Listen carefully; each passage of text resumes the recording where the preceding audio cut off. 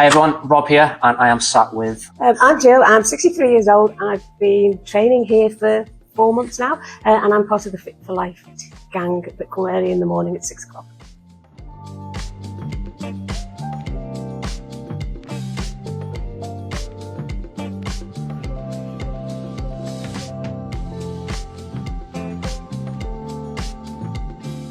What was the reason for wanting to come here and start training?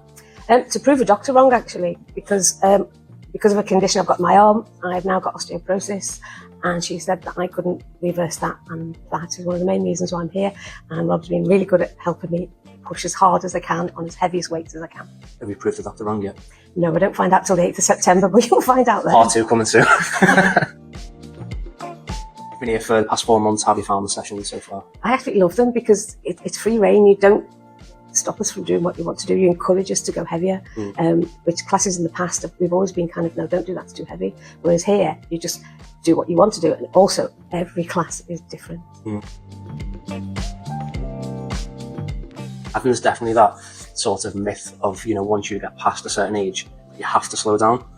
And I feel like it's kind of chicken and the egg. It's almost like you slow down because you stop doing certain stuff. Obviously within reason, you want to be safe, you know, make sure you're in good form.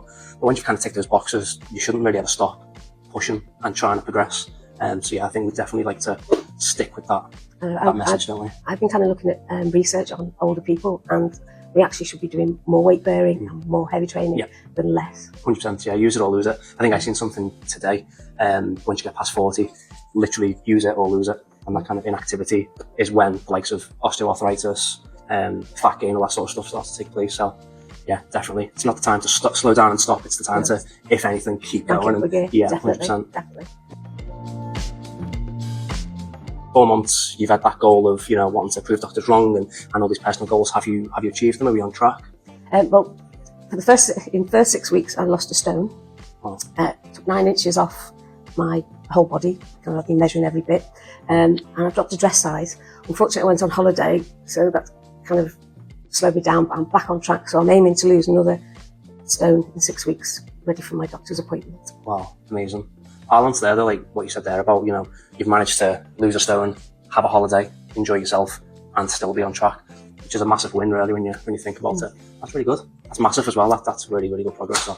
Well, a lot of people think, oh, I've eaten too much now, I've blown it, I might as well keep going. Yeah. I've got the opposite attitude that actually pulls me back. Yeah, well, it's that like, I've got one flat tire, so we'll stab the remaining 3 mentality, isn't it? I'm all for balance, do you know what I mean? Like, if you are going to come to the gym multiple times a week, if you are going to train hard and push yourself, you of all people deserve to have, let your hair down a little bit. It's the whole point of working hard, isn't it? But it's that thing of just getting straight back on the horse when you're back, and that's where you get to live that lifestyle of balance, you know? Definitely. And I've only tweaked my diet slightly, so it's not like I've done a massive change and I'm starving myself.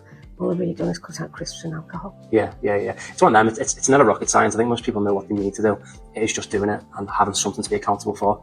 But I've always had the message of it's reduction, not elimination. So you still have wine, still have crisps from time to time, just don't live on them. Do you know what I mean? Breakfast, lunch and dinner, let's not do that. We should now stop, because the value of coming to the gym, you're seeing results, so why waste your results on food 100%. That you don't need? Yeah, 100%. That can be the power of like a community and a group-based sort of session as well, is you're all kind of on that journey together. You know, like you see other people progressing, other people getting stronger, getting leaner. I think that's why it's really good having stories like yours, because you're undoubtedly an inspiration for everyone else in the group. Do you know what I mean? Like, you're doing it, you're out there, you're pushing yourself, and so without knowing it, you're probably lifting others up to do a little bit more. So now you're a credit to the gym. Lindsay did say she didn't want to train with me anymore after the last session I trained with her, because you're having that weight, isn't that a bit light? Yeah, good. No, we need that. We all lift each other up. That's what it's about.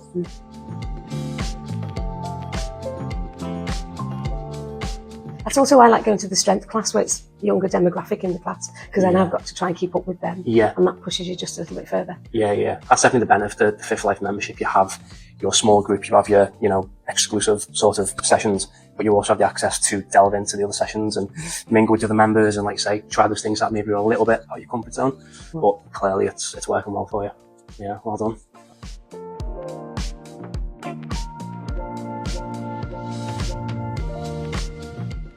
What do you like most about the sessions? They're fast-paced and they're varied, so you don't know what you're going to get when you come in. and then you've got to think about it. I do get a bit confused with numbering, and I seem to go down the wrong way and upset a few people. But no, I like the variety. I like the swap between the cardio and the weights, although I do predominantly prefer doing the weights than cardio. Yeah, everyone says that, to be fair. Heart and lungs are a muscle as well that need training, unfortunately, but definitely having the variety always helps, stops the boredom, keeps the body sort of adapting and always doing something new. And then, like, the most important part of training is the enjoyment. If you don't enjoy it, you're not going to stick with it. The fact you've been here 2-3 times a week, well, sometimes twice a day, for the past 4 months, sort of speaks volumes how much you're enjoying it. So you can't fake that. You can't force people to turn up. You can only, provide sessions, and hopefully people come and enjoy them. Which clearly you are. I do. I think everybody that has moved with me is really enjoying it. I can feel the difference from actually training with an instructor that pushes you, and watches you, and adjusts what you're doing. I think it's really... Yeah, it's the value of coaching, isn't it? It's having that watchful eye, who's seeing where you've started and where you want to get to, and just sort of being that sort of sat-nav navigating from A to B. That's really good to hear that. So obviously most people, maybe when they come onto our Instagram or they think of gyms in general, they probably do think of 20-year-olds, crop tops, and it can be quite intimidating to the point where, once you kind of hit a certain age, 50, 55 plus, a lot of people think it's too late for me. What would you say to those people? Where are you? Why aren't you here yet?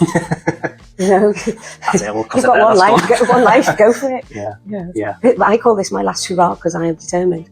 Once I get to my goal weight, I'm going to maintain it for the rest of my life. I don't want to yo-yo diet anymore. I don't want to start with my training. I want to be consistent, and that's what I call it, is my last hurrah. So it's time to do your last hurrah too. That's amazing. Yeah, and ultimately, like, none of us are getting any younger, even me. Do you know what I mean? Like, it's day by day. So if not now, when? Are you going to wait until you're 60, 70, 80? Like, the sooner you start, the better you've got of being here when you are 70, 80. I mean, Judith, she's what, 83? 83, and she's still here. She's got a figure to die for.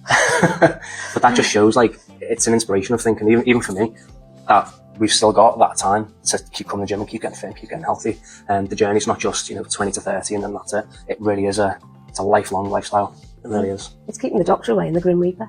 If you're not healthy, you're not going to live a long life. Yeah, 100%. And that's what it's for, isn't it? It's health, longevity. And you're a prime example of what I inspire to be like for the rest of my life, and the message that I want everyone else to.